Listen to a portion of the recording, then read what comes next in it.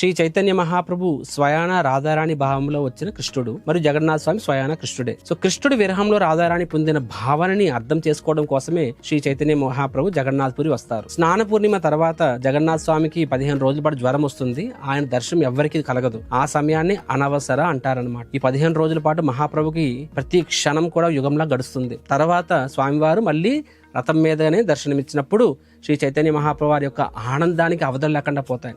So ఆయన అత్యద్భుతంగా ఈ లోకం కని విని ఎరుగని రీతిలో నృత్యం చేస్తారు. ఆ నృత్యం చూసిన ప్రతి ఒక్కరు కూడా ముగ్ధులైపోతారు. ముఖ్యంగా జగన్నాథ స్వామి ఎంతో ఆనంద పరవశులైపోతారు. రథాన్ని అస్సలు కదలనివ్వరు. మిగతా వాళ్ళందరూ ఎంత రథాన్ని లాగుతున్నా సరే స్వామివారి రథం అక్కడే ఉంటుంది.